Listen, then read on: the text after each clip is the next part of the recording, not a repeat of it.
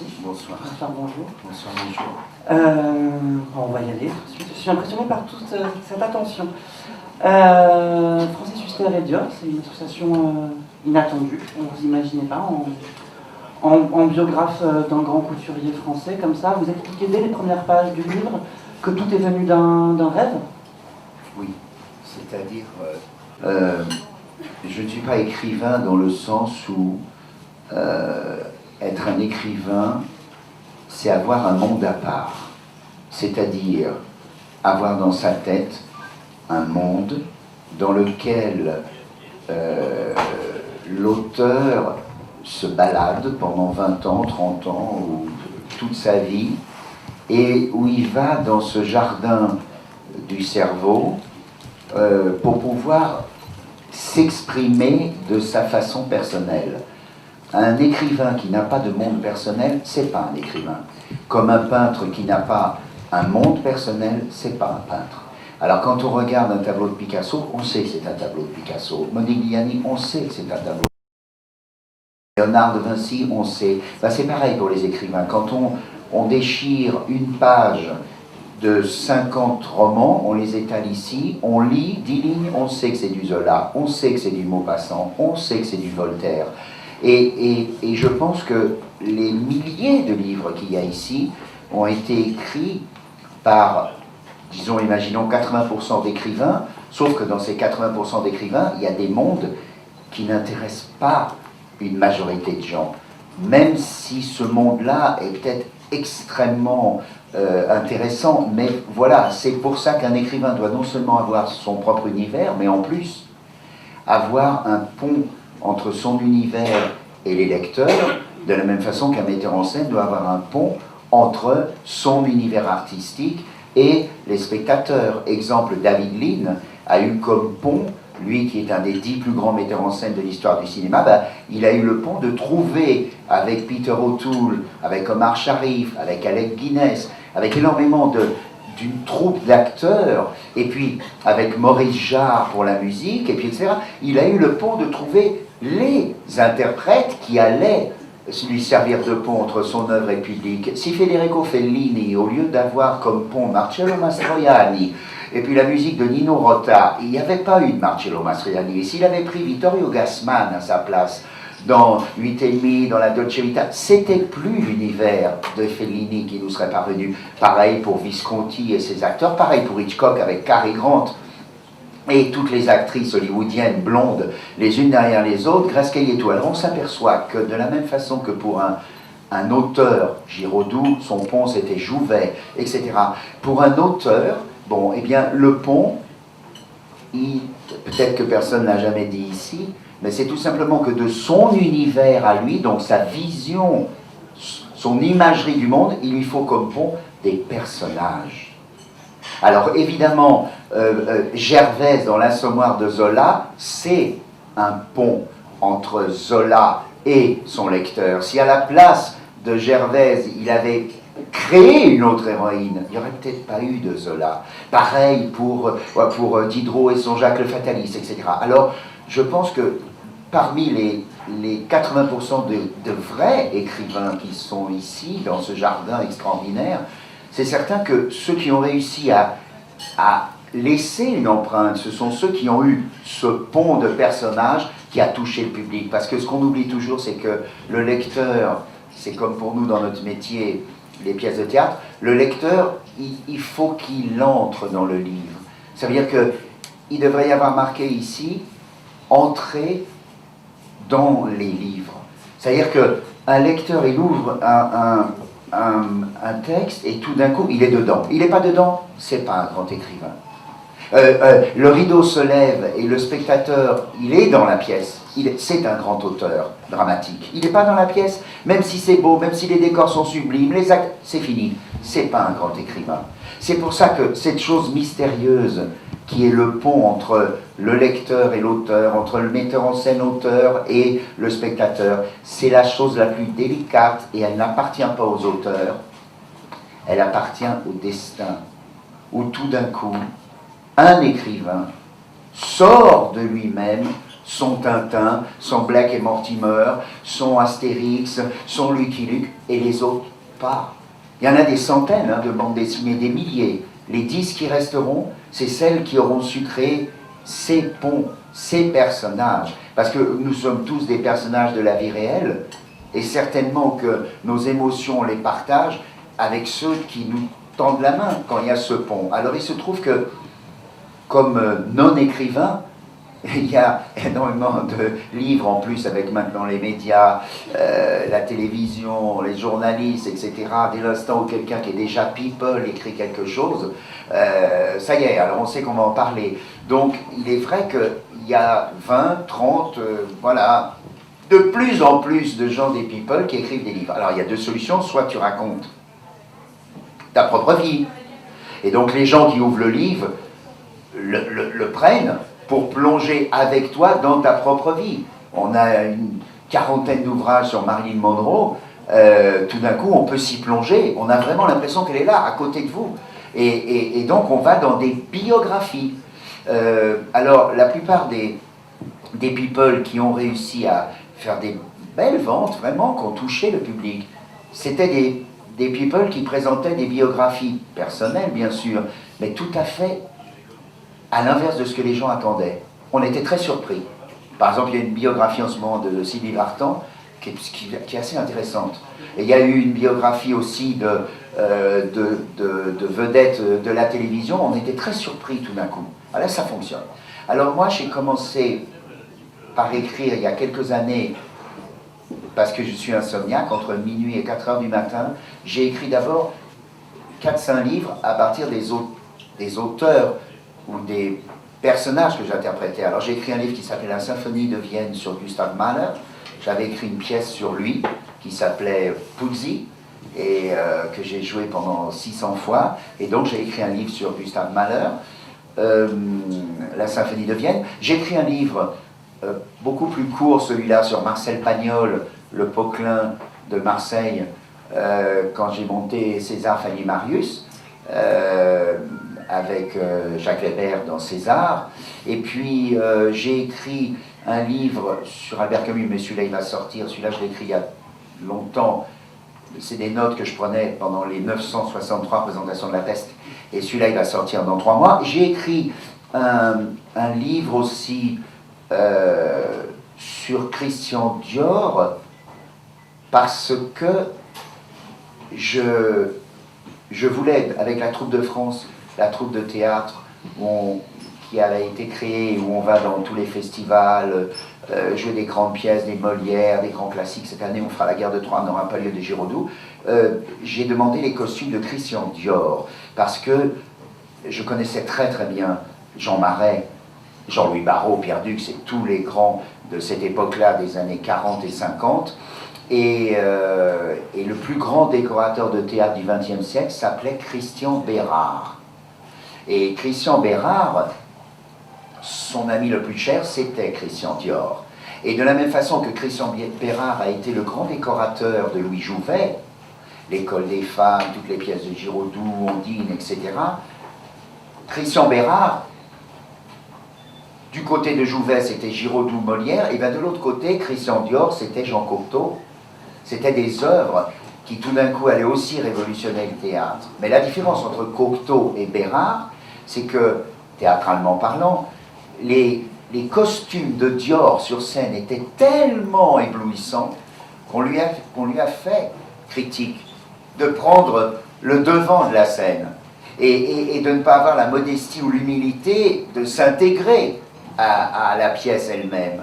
Alors que pour Christian Bérard, c'était des costumes aussi fous que ceux de Christian Dior, aussi visibles, mais il suivait le parti pris de Louis Jouvet. Alors qu'avec Cocteau, par exemple, il n'y avait pas de parti pris chez Jean Cocteau, et Cocteau laissait la liberté à Christian Dior de créer. Alors au bout d'un moment, Christian Dior s'est senti un tout petit peu en porte-à-faux pour le théâtre, et donc il est resté dans son univers à lui de Christian Dior. Mais je pense que Dior était à l'égal de Christian Bérard, et ce qui est extraordinaire, c'est la différence, et physique, et visuelle, et mentale, entre Bérard et Christian Dior. C'est vraiment comme le couple Bourvil de Funès. Ça, c'est un couple absolument insensé, complètement à l'inverse l'un de l'autre. Alors, quand j'ai voulu écrire un simple article sur le journal pour remercier la maison Christian Dior pour qu'on puisse utiliser les costumes dans les pièces qu'on a montées en associant donc Molière à Christian Dior, tout d'un coup j'ai écrit, et puis tout d'un coup, au bout de 10-15 jours, j'avais 30 pages, j'avais 40 pages, et finalement j'ai écrit tout le livre. Mais ça se ressent très fort en le lisant, c'est un texte, on sent que c'est un texte qui est écrit sous l'influence d'une espèce de pulsion, comme ça, le besoin d'écrire sur ce personnage. On sent, vous dites que vous n'êtes pas écrivain, moi j'ai envie de dire que, je vous laisse juge de ça, mais j'ai envie de dire que c'est un livre d'acteur. Ce qui est très brillant et très agréable à la lecture, c'est qu'on vous entend parler. En lisant Et Dior créa la femme, on sent ce que vous venez de faire là pendant 10 minutes, incapable de s'arrêter parce que le sujet vous porte comme ça. Moi j'ai été c'est gentil, mais j'ai été très surpris. Je ne m'attendais pas du tout au succès de ce livre, parce que d'ailleurs la preuve c'est que l'éditeur a été formidable, Philippe Héraclès, le patron du Cherche-Midi, parce que comme vous le voyez, sur la couverture c'est la photo du mannequin qui était la plus aimée de Christian Dior, Victoire, quel beau nom, hein, et elle est toujours vivante, elle est toujours là, c'est une dame qui est magnifique. Et moi j'avais choisi cette photo et je pensais que l'éditeur me dirait « Ah non, excuse-moi, si tu fais un bouquin, tu mets ta tronche, tous les acteurs mettent leur tronche, qu'est-ce que tu vas m'embêter avec ?» Et pas du tout, il a été super classe. Et donc je ne m'attendais pas du tout, si tu veux, au succès de ce livre. Et je suis très très heureux parce que je l'ai fait au fur et à mesure. Le livre raconte donc toute la vie de Christian Dior et en même temps ma propre vie, puisqu'elle est très liée à la sienne, pour 3-4... C'est ce terme de pont que vous utilisez. Voilà, c'est ça. Vous utilisez presque Dior pour faire un pont entre ces souvenirs que vous avez cherchés, parce que vous ne l'avez pas connu, et vous avez googlisé. Oui, c'est ça. Non, et vos souvenirs personnels. Oui, j'ai pas googlisé dans le sens où, dans les années 70, j'ai rencontré donc tous ceux vivants qui avaient évidemment très bien connu Christian Dior, et donc j'avais des anecdotes sur lui, j'aurais pu écrire même 3 livres, mais c'est surtout que j'ai une perception de l'âme humaine. Comment expliquer? Je voulais écrire ce livre pour expliquer que vous allez dans le monde entier, et si vous demandez dans le monde entier, la Belgique, c'est quoi? Immédiatement, t'entendras 3 noms, Jacques Brel, Eddy Merckx et Tintin. Voilà, immédiatement. On ne te dira pas Fernand Crommelin, on ne te dira pas... déjà, je ne sais même plus s'ils savent que Hénin était bête tellement ça va vite. C'est plus, tu sais, ça va à une vitesse invraisemblable. En tout cas, ça veut dire que ce qui est incroyable, c'est que tu vas dans le monde entier, et pour la France, tu as 3 noms qui reviennent, mais tout le temps, c'est la Tour Eiffel, c'est Napoléon, et c'est De Gaulle, et tout de suite après, Christian Dior. Voilà, avant Molière, avant Camus, avant le reste. Et ce qui est incroyable, c'est que cet homme-là est devenu donc un des 10 noms les plus célèbres de la France dans le monde en 10 ans, madame. En 10 ans, en 2 fois 5 ans. Comme Napoléon, en 2 fois 5 ans. Vous vous rendez compte qu'il y a plus de livres dans le monde entier. La personne sur laquelle on a écrit le plus, c'est pas Jésus. Jésus est 2e ou 3e, c'est Napoléon. Donc, c'est absolument invraisemblable. Eh bien, pour ce qui est de Christian Dior, je me suis donc demandé, si tu veux, mais d'où vient? Parce que cette aura, parce que Coco Chanel, évidemment, Chanel est connu dans le monde entier, mais c'est tout à fait particulier parce que Chanel, contrairement à Dior, n'est pas associé à l'image qu'on a de la France. Quand je parle, par exemple, pour la Belgique, de Eddy Merckx et Jacques Brel, c'est parce que, et moi j'étais là, aucun de vous n'était là, sauf peut-être 1 ou 2 personnes, mais moi j'étais là, quand Eddy Merckx a remporté son premier championnat du monde. J'étais là quand Jacques Brel, je l'ai vu moi, de mes propres yeux, Jacques Brel bien sûr, j'étais là quand il chantait, j'étais là, je l'ai vu débuter avec Robert Manuel, l'opéra L'Homme de la Mancha, j'ai vu qui c'était. C'est parce que Jacques Brel et Eddy Merckx représentaient à l'extérieur ce qu'on peut imaginer qu'est la Belgique. Et Dior, comme Napoléon, représente à l'extérieur ce qu'on peut imaginer qu'est la France. C'est-à-dire, au moment où tout semble perdu, on gagne. Au moment où on a le défaut de tomber dans la prétention et l'orgueil, c'est nous les plus forts, on perd. Et toute la vie de Christian Dior est absolument exemplaire, que parti de rien, comme Napoléon. Et Dior, on peut aller jusqu'en haut. Et ce qui est extraordinaire, c'est que ces deux hommes, Napoléon et Dior par exemple, l'image qu'on a d'eux est à 50% contrairement, le contraire de ce qu'ils étaient vraiment. La haine, la rage, la jalousie, les horreurs qu'on peut raconter sur Napoléon sont inimaginables quand on sait ce qu'il a vraiment fait, dans quelle époque il a été obligé de le faire et pourquoi il l'a fait. Et la France d'aujourd'hui, c'est pas une histoire d'être bonapartiste ou pas, la France d'aujourd'hui, elle lui doit de toute façon. Entre lui et De Gaulle, c'est deux colonnes. Si vous enlevez De Gaulle et Napoléon de l'histoire de France, la France ne serait pas où elle est, avec ses défauts et ses qualités. Ben, c'est exactement pareil pour Christian Dior. Quand on va dans le monde entier, ce couple infernal, puisqu'ils se détestaient, Coco Chanel est la seule à ne pas s'être rendue aux obsèques de Dior. Le jour des obsèques de Dior, il y avait 300 000 télégrammes. 3 0 0 0 0 0. 300 000 télégrammes venus du monde entier. Il y avait tout Paris qui était là. C'est ce jour-là que Pierre Berger a rencontré Yves Saint-Laurent et dont il est tombé amoureux ce jour-là aux obsèques. Et ce jour-là, il y avait Cocteau, il y avait le monde entier qui était là. Qui était en train de mourir? Un homme qui avait donné une image qui restera cimentée de la France. J'explique, c'est très simple. Christian Dior est un petit garçon qui naît dans une famille bourgeoise, très forte moralement, et cette famille, donc la famille Dior, la maman était très autoritaire. Elle avait dit d'ailleurs, elle dira à Christian Dior quand il était adolescent qu'elle lui interdit de salir le nom de Dior à la devanture d'une officine quelle qu'elle soit. Et Dior avait un frère aîné qui s'appelait Raymond. Il est né donc en 1905 et il y a la guerre 14-18. Ils sont en Normandie, à Granville. Ils sont obligés de venir à Paris pour échapper aux Allemands qui arrivent et pour, dans un quartier riche, le 16e arrondissement, ils s'installent là. Un oncle de la famille fait de la politique, un autre oncle fait aussi de la politique. Et donc, ces deux oncles vont définir que le petit Christian, il fera de la politique. Son frère aîné, Raymond, s'engage pendant la guerre 14-18, c'est un héros de la guerre. L'autre frère est un garçon qui aura des problèmes psychiques toute sa vie et qui finira dans les hôpitaux. Et la sœur de Christian Dior, dans l'autre guerre, 39-40, elle sera une héroïne de la résistance, elle sera arrêtée, dénoncée, arrêtée par la Gestapo, elle sera emportée dans les camps de concentration et par miracle, elle en reviendra. Donc voilà, un jeune adolescent qui passe son temps quand il est enfant à s'occuper de botanique, des fleurs, à noter tous les noms, complètement enthousiasmé par le jardin familial, on lui coupe ça pour venir à Paris. Et là, à Paris, il commence un parcours secret, puisqu'il cache son homosexualité à ses parents.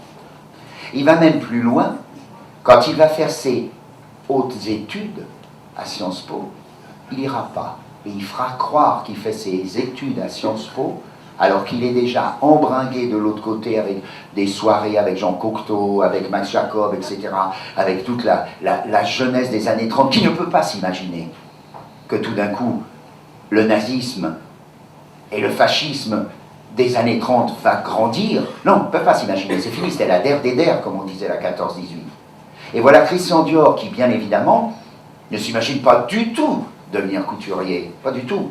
Et il se retrouve avec un ami comme galériste, une galerie de peinture. Dans cette galerie de peinture, donc dans les années 30, Ils vont présenter des œuvres qui, évidemment, à l'époque, tu penses bien, bon, qu'est-ce que c'est que ça? Oui, sauf que qu'est-ce que c'est que ça? Ça sera Picasso, ça sera Modigliani, ça sera des œuvres qui vont illuminer le monde, mais, quand la guerre de 39 arrive, eh bien, il est mobilisé, Christian Dior.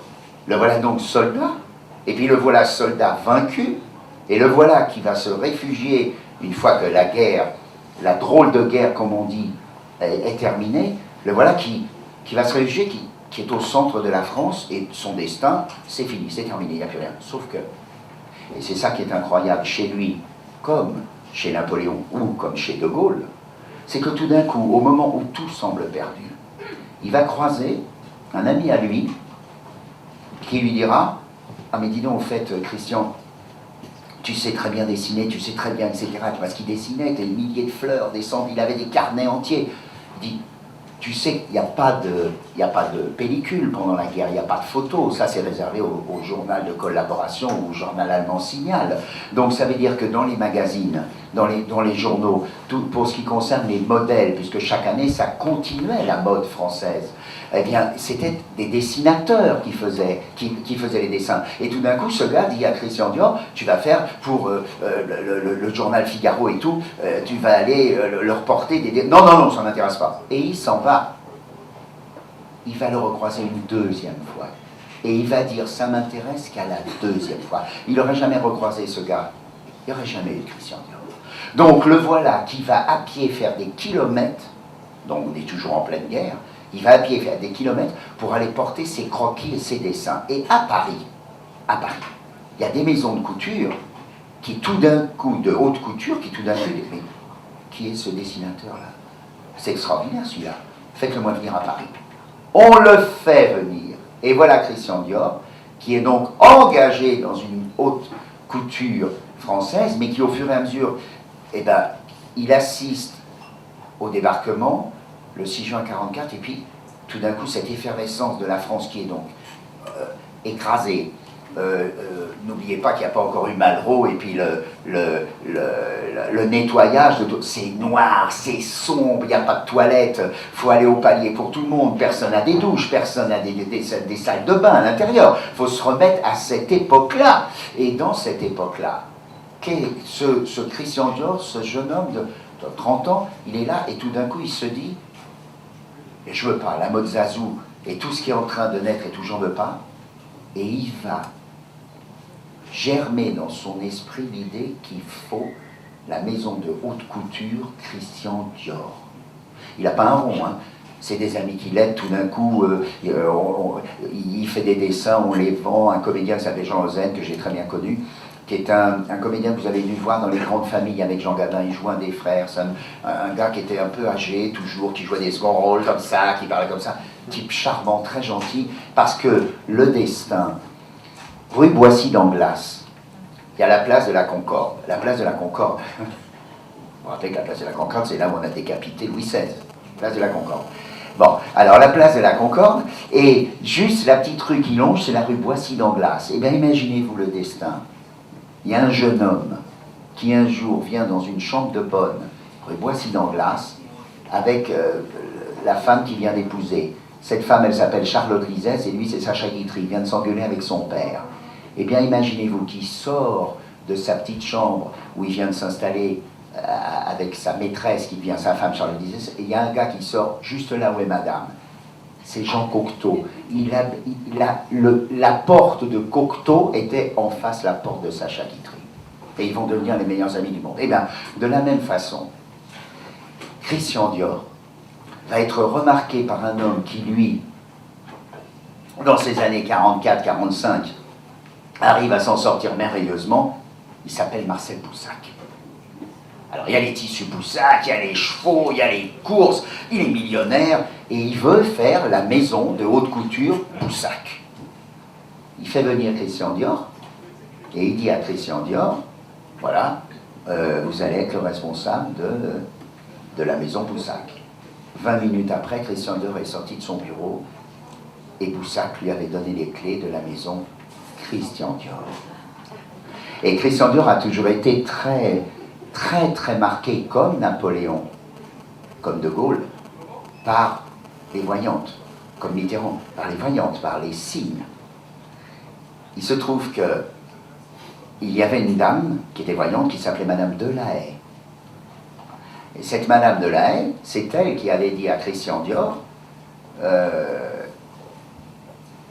avenue Montaigne, allez avenue Montaigne. Et il avait trouvé avenue Montaigne, cet endroit extraordinaire qui était, le bail se terminait, voilà, et il choisit cet endroit-là. Et à partir de ce moment-là, il va donc falloir faire une première collection Christian Dior qu'on va présenter en 1947. Ça durera 10 ans. Cette première collection Christian Dior, c'est là où ce qui est incroyable, c'est que cet homme qui se retrouve à la tête de cette maison qu'il doit faire naître, il va penser à tout. D'abord, il a toujours gardé son côté, quand il était jeune dans les années 30, il était communiste. Christian Dior.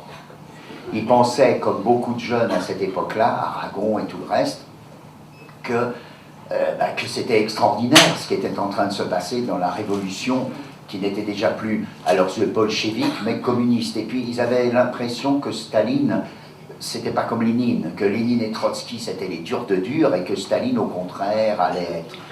Ils se sont complètement plantés. Et quand Christian Dior a été dans les années 30 en voyage, puisqu'il y avait des voyages organisés, etc., là-bas, il s'est rendu compte que le rêve communiste était un cauchemar.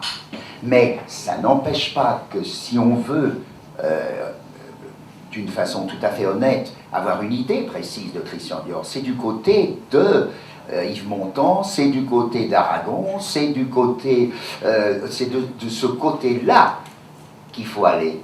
Pas du côté socialiste, puisque, vu ses oncles, il savait très bien ce qui s'était passé aussi dans les années 20, dans les années 30. Donc, il était... Et donc, à l'inverse, ce qui est extraordinaire, c'est que de la même façon que Montand ou Signoret, qui vont mettre 20 ans ou 30 ans pour comprendre, enfin, Simone beaucoup plus rapidement que Yves, mais on a toujours l'image que peut-être à cette époque-là, et Aragon d'ailleurs son style le montre bien, lui qui restera les yeux fermés, il y a toujours l'image que c'est très prolo, c'est très ouvrier, c'est très populeux, c'est... Pas du tout. Et il va garder, lui, Christian Dior, alors qu'il va devenir l'emblème de l'élégance et du raffinement, et donc des moyens, il va garder ce côté populaire, pas populo. Il aura toujours, il n'hésitera pas à vider une cliente parce qu'elle parle mal à un employé, il l'a fait. Il n'hésitera pas le premier à penser que dans la maison Dior, il faut une pharmacie en haut. Il n'hésitera pas à penser, comme il les appelait évidemment, les petites mains. Alors il avait un caractère très trempé, Jean Marais me l'a raconté, très trempé, il ne fallait pas lui dire non. Il ne fallait pas lui dire non, il ne tolérait pas le non. Ben, je pense comme De Gaulle et Napoléon. Mais il savait ce qu'il voulait. Et surtout, il avait la force de travailler 1000 fois, 10 000 fois plus qu'on ne pensait.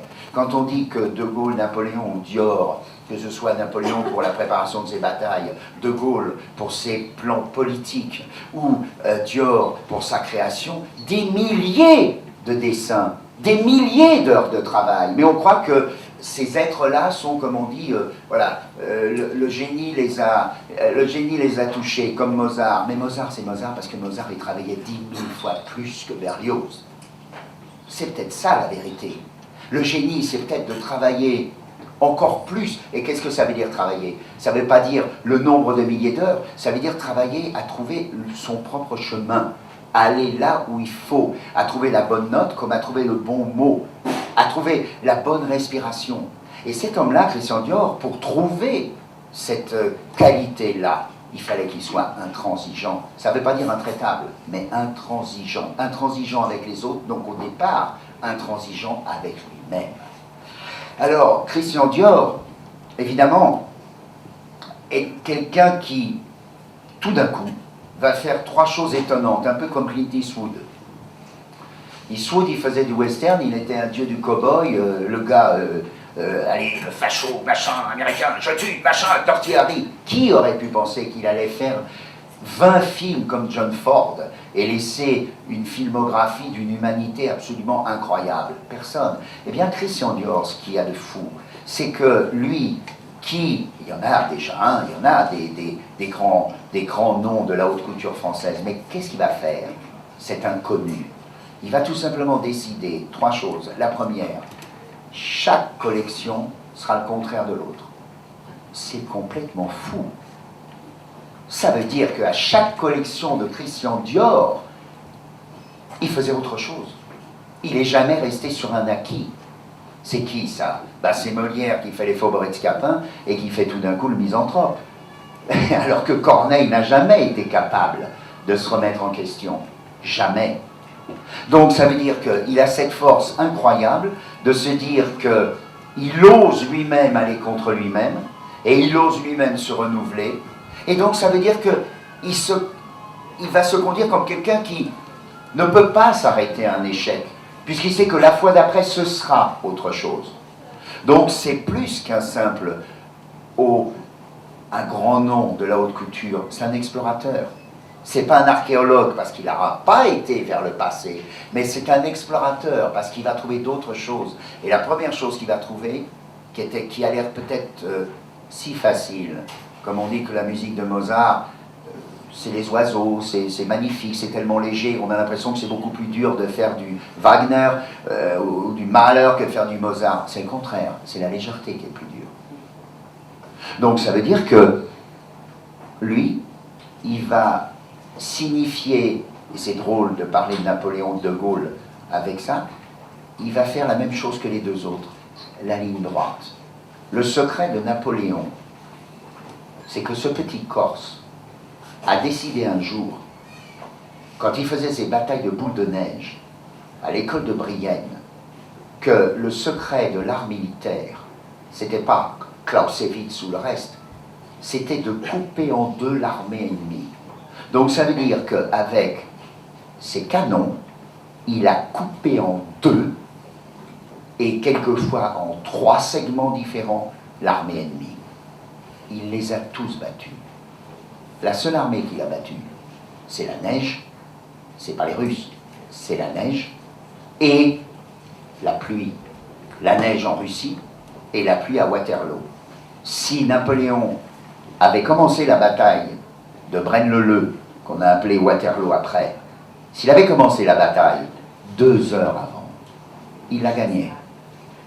Et il a été, pour la seule fois de sa vie, vaincu par ce que et lui ou De Gaulle ou Dior n'admettaient jamais, la tendresse humaine. C'est-à-dire qu'il avait une troupe de soldats si jeunes qu'il n'a pas voulu qu'ils attaquent tout de suite pour leur donner les meilleures possibilités diurnes, de jour. S'il avait eu sa véritable armée, à 5 heures du matin, il les faisait partir. Et bien c'est exactement par cette faille humaine que Napoléon s'est perdu. Christian Dior, lui, il va présenter sa première collection en 1947. Imaginez-vous que dans cet hôtel particulier, il y a donc des escaliers, les gens sont assis dans les escaliers, on est en 1947, c'est la première collection du jeune Christian Dior, dont on attend beaucoup, mais Boussac est là aussi pour avoir fait monter la sauce, et il y a dans l'assistance des gens, tout l'entourage de Cocteau, Francine Weisweller, Cocteau, etc. Mais il y a aussi 2 femmes très importantes, qui sont les directrices des 2 journaux les plus importants de mode américains. Et qu'est-ce qui se passe? Elles sont là au premier rang. Il y a la collection magnifique. La presse française, elle est en grève. Donc ça veut dire que personne en France ne parle de cette collection. Et qu'est-ce qui va se passer? Eh bien, il va se passer que ces 2 Américaines, elles reviennent à New York. Et quand elles sont à New York, une des 2 veut absolument parler de la collection avant l'autre. Elle invente le nom de New Look, ce nouveau regard sur la femme. Et En 24 heures, elle fait paraître l'article. Elle prend une photo qui a été prise par une fille qui venait faire une interview de Dior et qui a pris ça dans la rue. Elle le vend. Il y a la photo de Dior et il y a une critique sublissime qui paraît. En 24 heures, il est devenu, pour les Américains, le numéro 1 de la mode française. Et à Paris, on ne sait même pas encore qui c'est. Et personne n'en a parlé. Donc ça veut dire que tout d'un coup, à toute vitesse, la presse française se dit « c'est déjà une star aux États-Unis, c'est Cerdan, c'est extraordinaire ». Et allez hop. Et du jour au lendemain, il est célèbre. Et ce qui est incroyable, c'est que il va donc, en 6 mois, devenir le nom le plus célèbre de la jeune haute couture française. Et surtout, c'est son pragmatisme. C'est-à-dire que lui... Ah, pardon, je te laisse pas poser les questions. On n'en est pas laissé là, mais c'est une question. Ah, d'accord, ok. Bah alors, d'accord. Alors, voilà, incroyable. On pourrait vous écouter pendant des heures. Mais quoi, ça fait combien de temps? 10 minutes? Ça fait une petite demi-heure, Francis. Vous jouez ce soir au centre culturel d'Overgame, donc vous devez partir bientôt. Bon. Je pense qu'il y a des gens qui veulent se faire signer le livre. Surtout, il y a peut-être des gens qui ont des questions. Quelqu'un a une question avant les dédicaces? Je pense que les gens ont très envie de Pendant que vous réfléchissez à une question, sachez que Francis publie un bouquin tous les 2 mois à peu près, et que là il termine un manuscrit, n'est-ce pas? Oui, un vrai manuscrit sur cahier. Exceptionnel. On aura l'occasion de présenter. Bien sûr.